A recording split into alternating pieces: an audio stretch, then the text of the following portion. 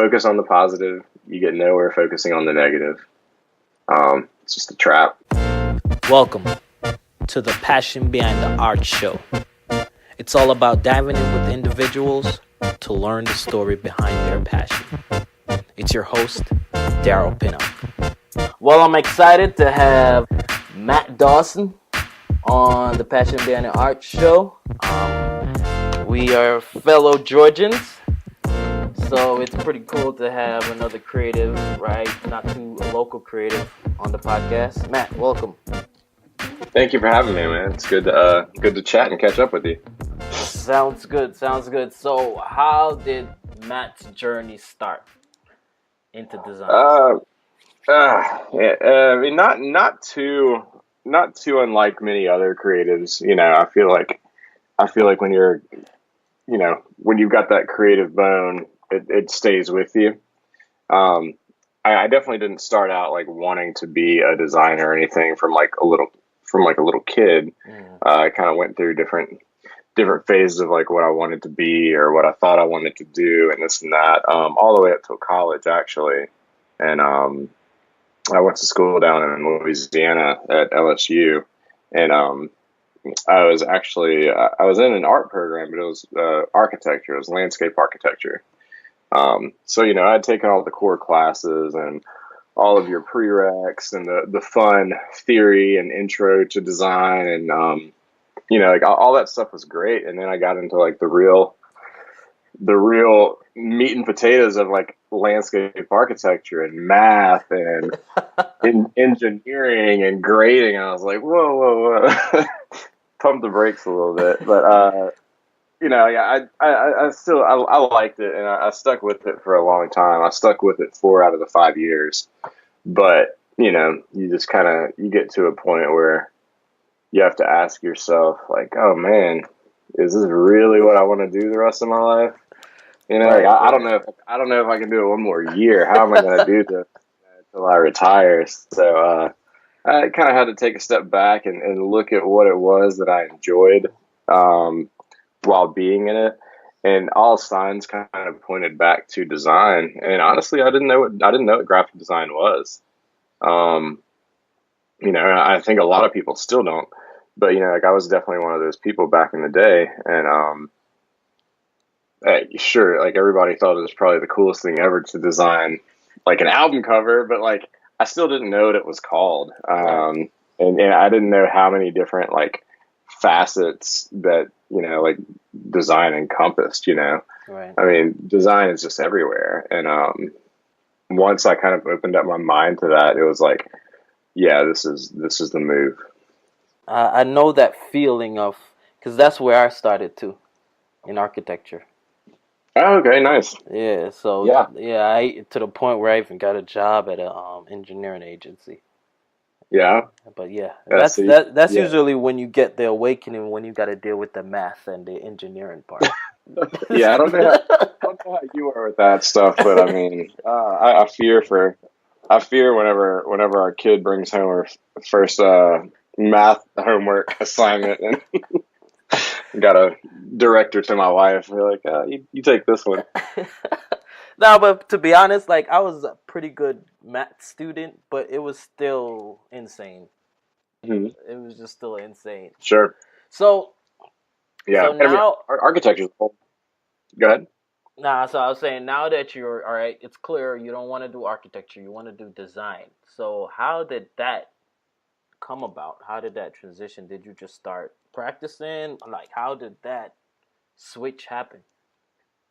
Well, you know, after I kind of educated myself to what design was, and realized that, you know, I'm kind of doing a lot of that work right now. You know, like I was looking at some of my projects, and you know, like we would have these big pitches in landscape architecture where you'd make a cover page and you'd make like a style sheet, and I was like, that's so funny because this is what I'm enjoying doing, and this is design. Right. So like that kind of like just certain things aligned, you know, like that aligned. I had spoken with a couple of professors about it.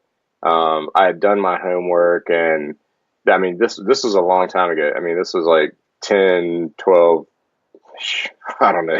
It was a while ago, and like we didn't have all the resources that we do now. Now you Right. can type in graphic design. You've got Dribble, Creative, like all these resources that like graphic design is very much a thing now. But Right. back then, you really kind of had to do some digging, and so like I had stopped midway through semester while I was in landscape. I was like, there's no point in continuing on with the semester. Let me get my ducks in a row, research, make sure this is what I want to do.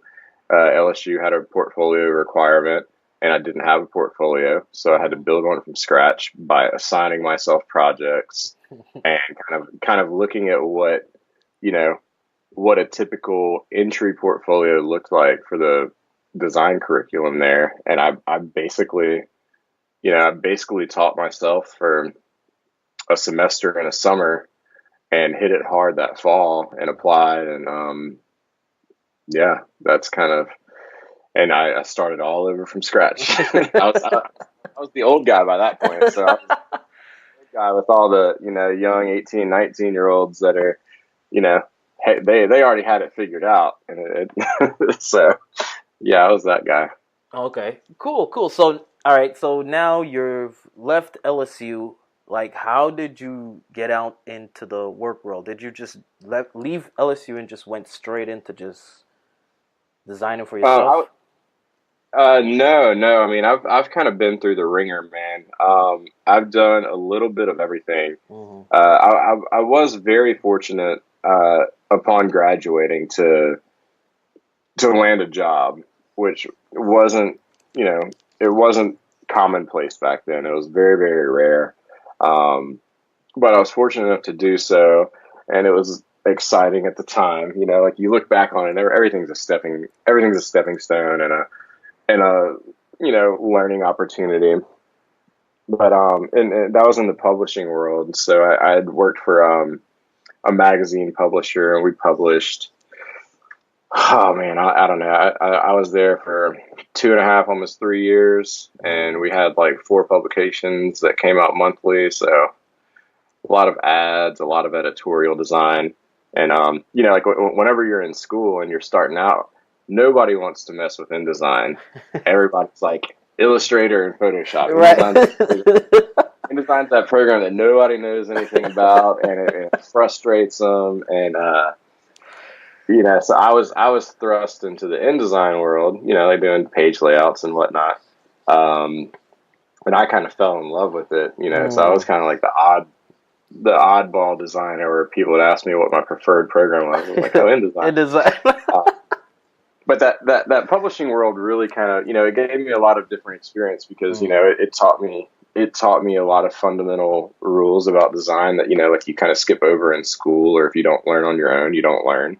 So, like designing with the grid and, you know, working with clients on their advertisements. Cause I mean, a lot of times a publication is like 40, 60, ads to content. Right. So we were building a lot of ads, like we were doing a lot of type treatments for covers and this and that. Mm. So, while it was like one sole discipline, there are a lot of different areas that I got to explore while I was there. And from there, I went to advertising agencies, design agencies, and kind of just found my footing. Again with the stepping stone, you know, figuring out where I wanted to go, and ultimately, the type of design I wanted to focus on. Which is? Uh, I guess if I really had to, put a label on it, it's branding and identity. Mm. Okay. So like starting.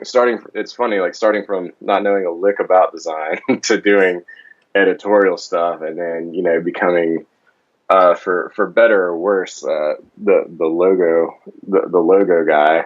Which a lot of times I get emails. You're the logo guy, right? Sure.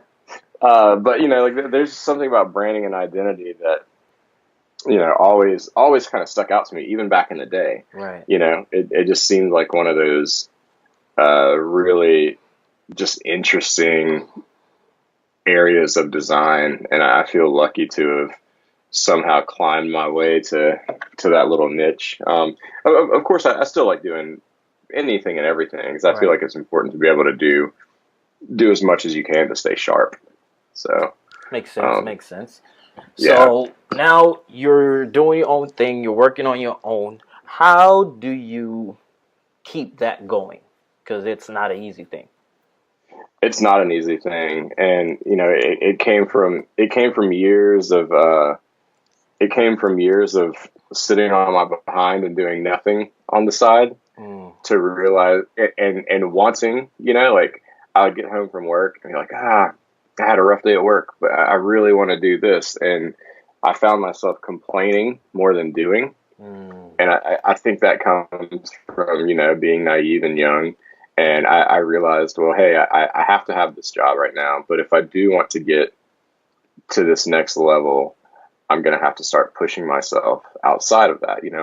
I've got to be, I've got to stay true to my responsibilities at the workplace. But if I want to get ahead, I've got to kind of give myself a wake up call and start a side hustle.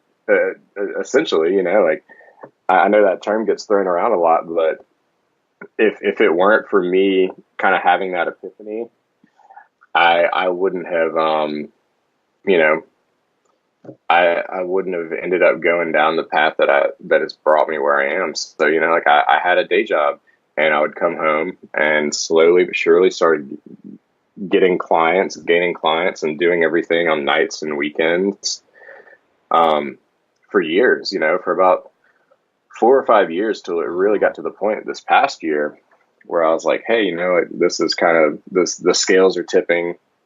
Right. Maybe this is finally the reality, that I can reach now. Gotcha. And it's been, I quit my agency job back in March.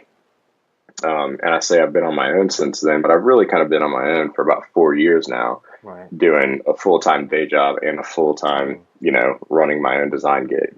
Yeah. So it wasn't like on the side, really. It was on the side, but it was just as overbearing as a regular day job. Right, right. It was just as intense, like it was probably very unhealthy, but I was getting very little sleep, and I don't recommend that at all. Like that's the path I had to take, Mm. but yeah, So pretty how much so treating how did that treating it as, affect family life?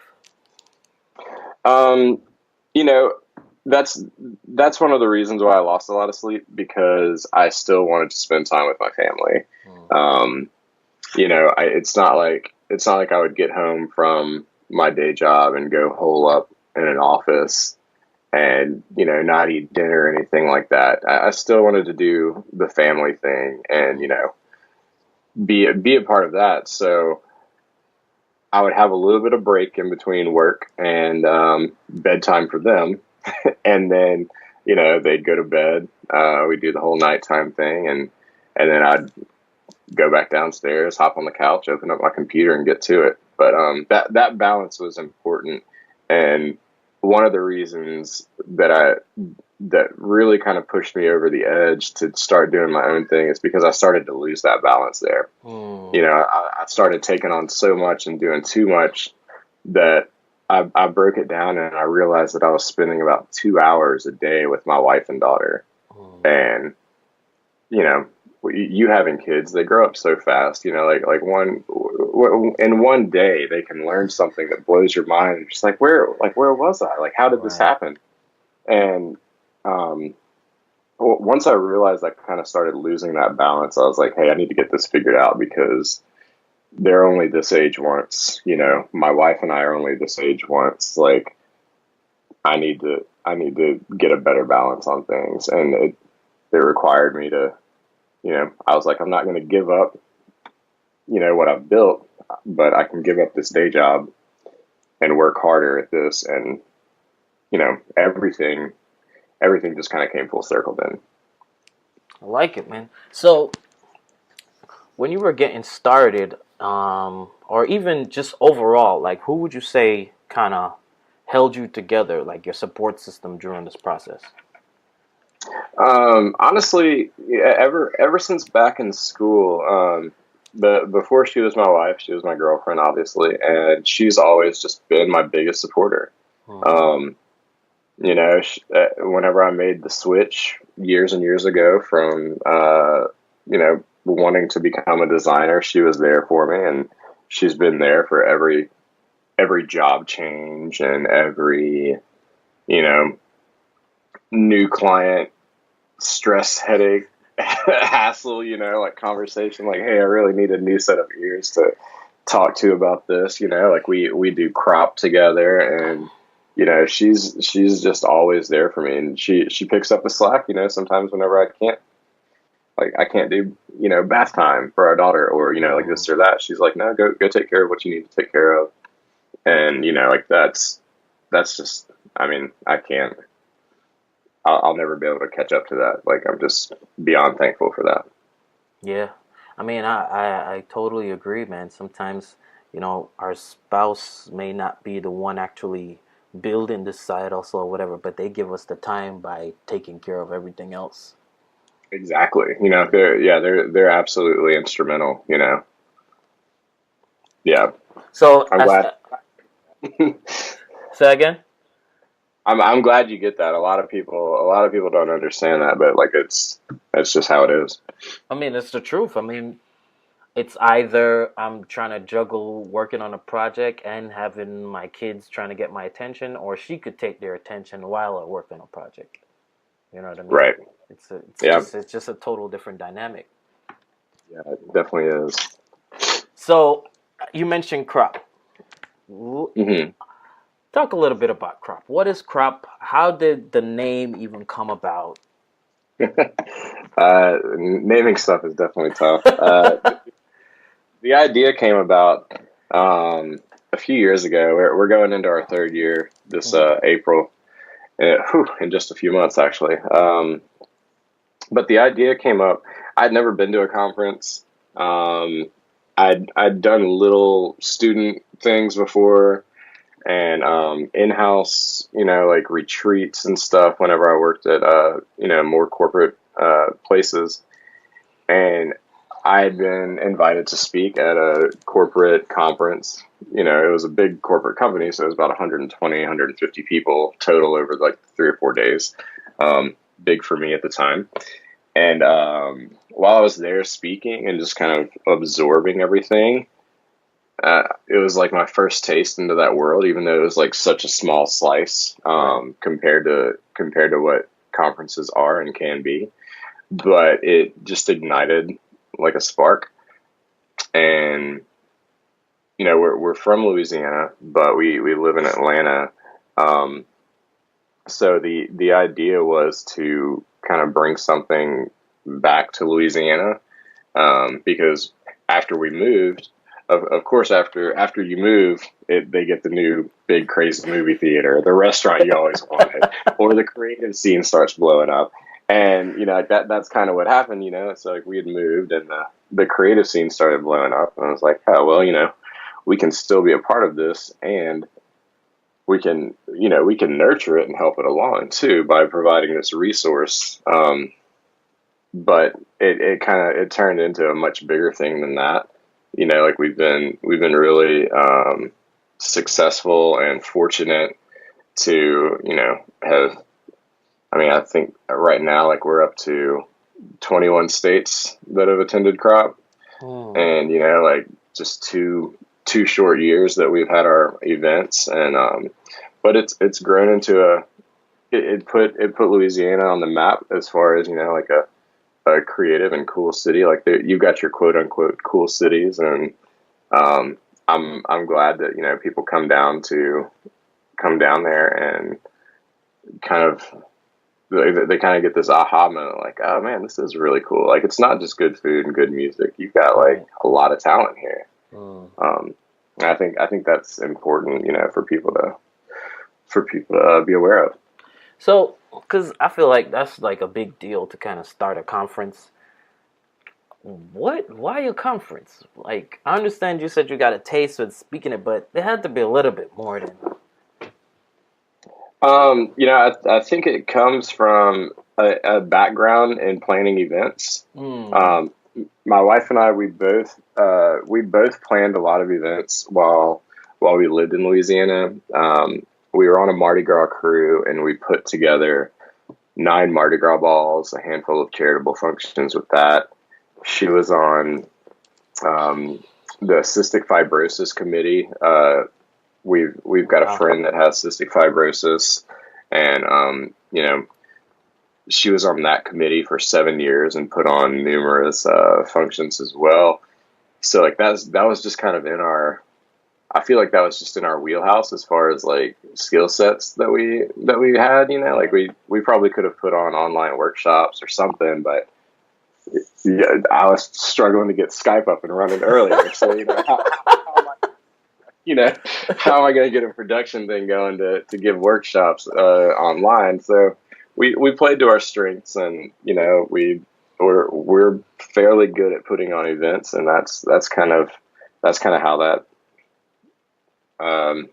came to the surface, I guess. So is this like a Louisiana, New Orleans thing? Because almost everyone that I know from that area is always having either an event where families, they're always having something to get everybody together. Is that like a normal thing? It is a big thing. I mean, I it's all I know because that's where I grew up, but it's definitely a thing. You've got tailgating for football games. You've got crawfish boils. You've got, birthday parties. Like Right. Everything's a big get together for the most part. Like you've got your Mardi Gras balls and parades, and any excuse for a party, I guess. Because I have neighbors, and 2 neighbors that are from New Orleans, and they're always having a get together. Always. Yeah. Like literally always. And that's how it works. I think also maybe subconsciously, like it was also to provide ourselves with like a little bit of a social life, because like we moved to Georgia and didn't know anybody. So this is also a good reason to get a little taste of a social life every now and then too, instead of just working all the time. So you worked your way up. You started a conference. You were on your own designing. Like, what would you say was the biggest struggle through this process? I don't know if there's any one big struggle. There's definitely a handful of small struggles. Biggest decisions were to branch out and do my own thing full time. It's scary. It's a scary position to be in whenever you have a family and you've got bills and a roof to keep over your head. Right. Sure, you can have that steady paycheck, but if it's starting to weigh in on the quality of life and the time that you're spending with your family, that was one of the scariest decisions I made. But it gets to a point where, what good is that paycheck if you have zero quality of life, if you're seeing your family 10 hours a week, so like that was a huge hurdle that was a big mental thing to overcome. I knew exactly how much I was making a month, and that was guaranteed. Everything else was variable. But, you can look at that from a negative or positive, viewpoint. Like I could make a little, or I could make a lot, Right. You gotta, like, the sky's the limit, and you kind of get out what you put in. If you really want to, put your best foot forward, you can double, triple what you made in a month at the agency. Sure. That's true. So I tend to look at things from like a realistic point of view that almost kind of like sometimes skirts the negative, and pulling myself out of that and looking at it from a different perspective. And, I could be scared that I'm only going to make $500, Right. or I could be happy that I might be able to make $5,000. Right.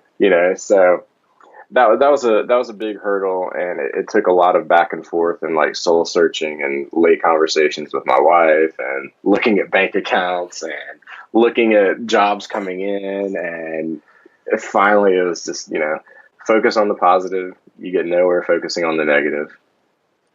It's just a trap. Right, right. But I'm pretty sure like having your wife on board like really made a big difference.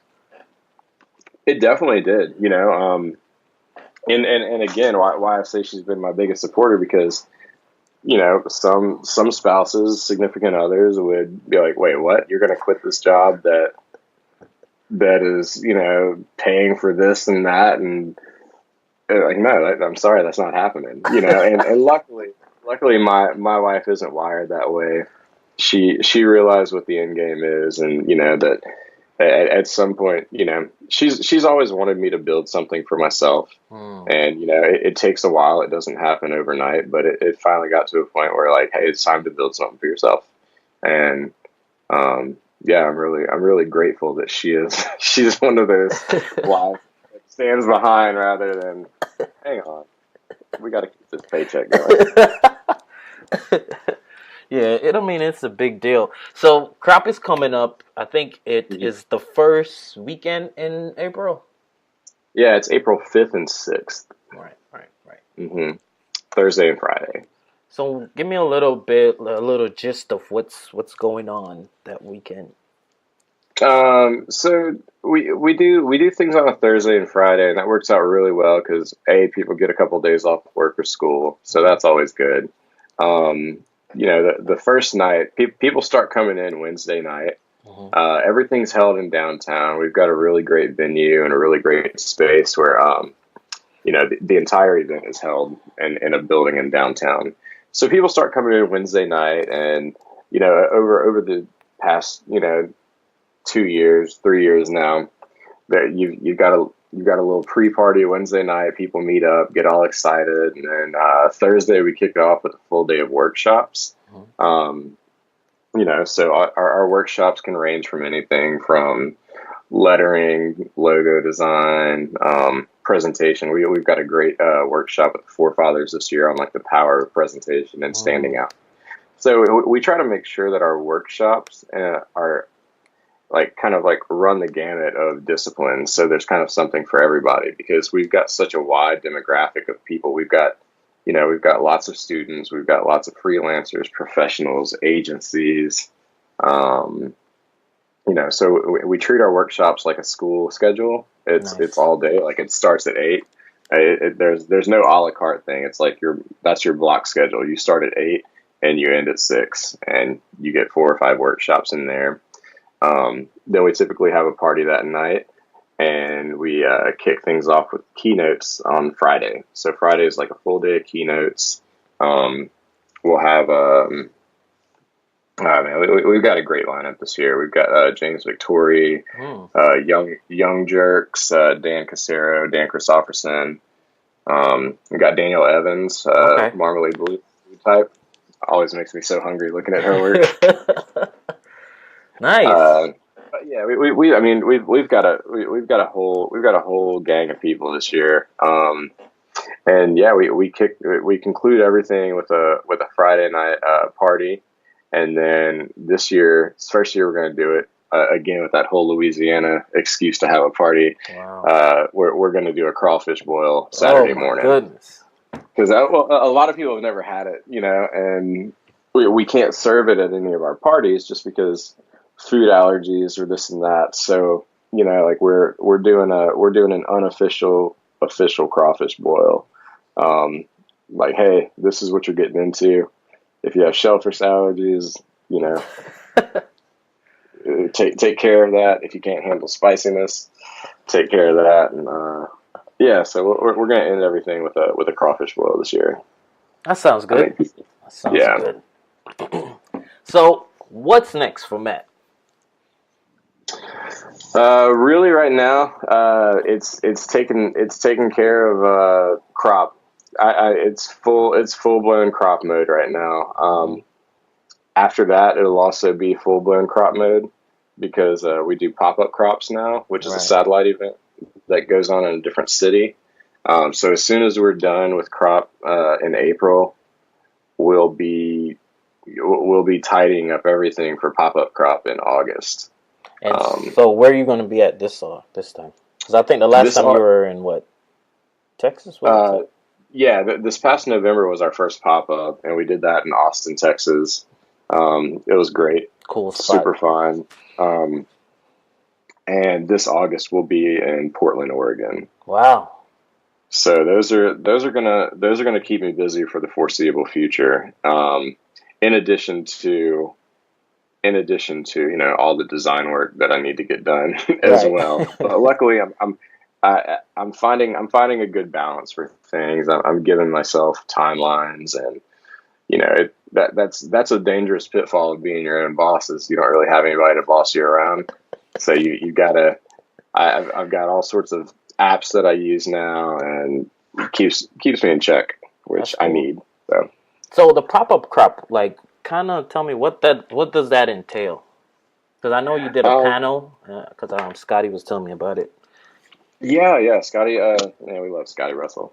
Um, so pop-up crop is like a super condensed version of regular crop. Mm. So instead of being one full day of workshops and one full day of keynotes, we mix it all into one day.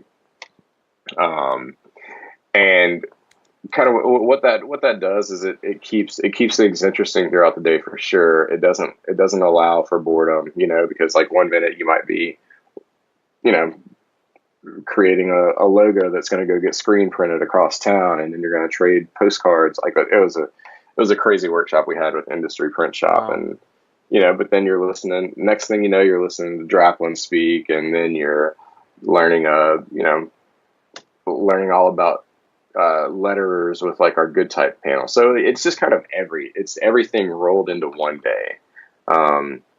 And it's been, I mean, it was great. Like the response from Austin was awesome, because I'm sure at first they're like, okay, so this guy that lives in Atlanta puts on a conference in Louisiana is wanting to do one here. Like probably like kind of left scratching their heads, but luckily, they embraced it, and yeah, it was great. I'm really looking forward to the pop ups. I feel like it kind of,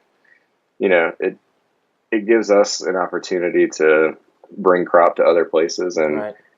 at the same time they start coming to, like we opened up ticket sales that day at pop up crop, and next thing you know, we've got Austin people coming down to Baton Rouge to hang out, and that's really cool. Yeah. And that was the first thing that came to my mind when I heard about it. I was like, man, this is like a pretty cool idea to get the word out. hmm Yeah, I mean it's definitely been great for that. But to just continue you kind of get hooked on that community, to where Right. like, sure, you can go to your one conference a quarter or whatever, but you know I want to do all of them, and Right. providing more of them allows me to do that. So Yeah. because I can't always break away, but if I put one on, I'll definitely be able to go to that one. Right. So we never got into how the name came about, though. What was the Oh yeah, brainchild yeah. behind that? Naming stuff is really tough. As you know, you've got four kids. And like that's a person. Like naming a company or product isn't that final, but it's still tough. Like you can kind of, if it's the wrong name, it's going to give the wrong impression. Right. Like if it's got a level of cheesiness to it, people are going to just be like, nah. But crop kind of came about. Like we wanted something short and succinct. Mm-hmm. We wanted something that focused on bringing people together. So whenever you're doing a composition and you focus in on the best part of that, if you're cropping it, you've also got crops that grow and you're Right. cultivating. So like it kind of hit on a couple different levels, the name, Right. and we threw it around to a few trusted trusted friends, and that would shoot us straight, Right. and like let us know, and we've gotten overwhelmingly positive responses about the name. So like that's kind of where it came from, like the idea of bringing people together, focusing on the best of something. Mm. And yeah, that's how crop got its name. All right. So, what advice would you have for creatives? I mean, you've kind of touched every avenue in your journey. You know what I mean? What advice would you have for creatives? Don't get complacent. Don't think you've got it all together. And kind of it sounds like a cheesy motivational poster, but like just never, like never stop. Like never stop pushing yourself. Like the moment you stop pushing yourself is the moment other people pass you by and you start kind of doing a disservice to yourself. Like we're just like keep that pencil sharp. And yeah, that's pretty much what I tell any young designer that I talk to. It's like, yeah, always learn. Don't think you know everything, because you don't, and you won't. Right. And just keep evolving. Like whenever I was young, I watched a lot of older designers that were either art directors or creative directors or just kind of senior designers that were way older than me. And, like I kind of looked at them, like not in a judgmental way, but just like I kind of looked at them and saw that, like, man, like they're really unhappy where they are. Like they probably stopped evolving 15, 20 years ago. And like that just always stuck out to me. I was like, I'd never want that to happen, because I don't want to be, no matter where I am, I don't want to be, 40, 45 years old going in somewhere and with a chip on my shoulder and not keeping up with whatever new hot shot kid is just running circles around me. And I was like, I don't want that. I'm gonna keep pushing and evolving. Awesome, man. Well, I mean, I love what you're doing. I mean, keep it up, man. I really respect the quality and the consistency that you approach. You know what I mean? Thank you, Daryl. The way how you do your thing. I appreciate it, man. Well, man, thank you for coming on. We'll definitely keep in touch, but I really appreciate you taking the time out to do this, man. Yeah, for sure, man. I really appreciate you having me. All right, man. I'll let you go for now, but take care, man. All right. Later. All right. Peace. I want to say thank you so much for listening to this week's episode. If you want to get in touch with me, you can reach me at DPCREATES on Instagram or Twitter. And please leave me a review on iTunes, because that helps the podcast to grow. Thanks again. Be blessed.